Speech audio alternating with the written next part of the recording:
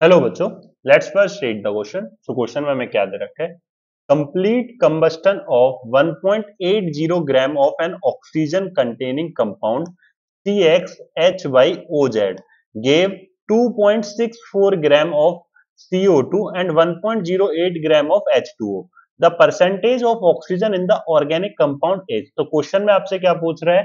Percentage of oxygen पूछ रहा है। तो इसको किस तरीके से करेंगे बच्चों? बहुत ही सिंपल क्वेश्चन है। क्या है यहाँ पे कि आपको दे रखा है कि भाई 2.64 ग्राम आपके पास क्या है?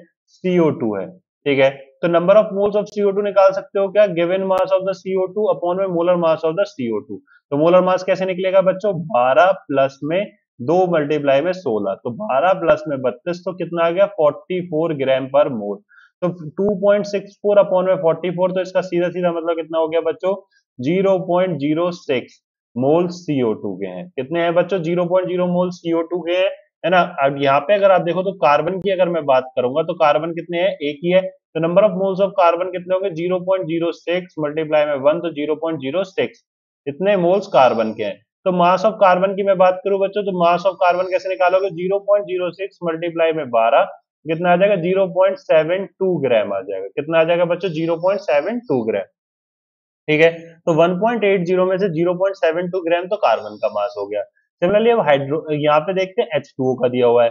तो गिवन मास ऑफ H2O आपको गिवन है बच्चों, तो number of moles of H2O निकालो। कैसे निकालोगे? गिवन मास अपॉन में मोलर मास, तो 1.08 अपॉन में आपके पास क्या? 18, तो क्या निकल कर आएगा? 0.06 आएगा बच्चों। तो number of moles of H2 आ गया 0.06, तो एक में कितने हैं बच्चों? दो हैं।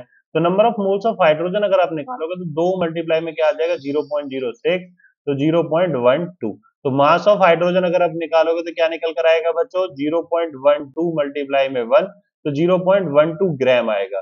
ठीक है, तो हमारे पास कितना था? 1.80 था। इसमें से क्या है बच्चों आपके पास? 1.80 में से 0.72 तो कार्बन था, एंड 0.12 आपके पास क्या था? हमारे पास था बच्चों ऑक्सीजन। ठीक है, तो इसको अगर मैं माइनस करूंगा तो 1.80 में से 0.84 को माइनस करूंगा तो कितना आएगा? 0.96 आएगा।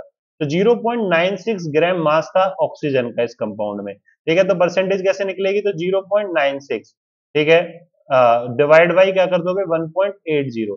क्या कर दोगे बच्चों? 0.96 को अगर हम 1.80 से डिवाइड कर दें तो क्या आता है? 96 डिवाइड बाई 180। ठीक है, क्लियर है। तो 6 से डिवाइड कर लेते हैं, 16 बार गया, एंड इसको डिवाइड कर लेते हैं 30 बार। ठीक है बच्चों, क्लियर है। तो 30 से 16 को अगर मैं डिवाइड करूंगा तो किसके अराउंड निकल कर आता है? ये आता है बच्चों 0.533। किसके अराउंड? 0.533, है ना बच्चों, ये इस तरीके से आता है।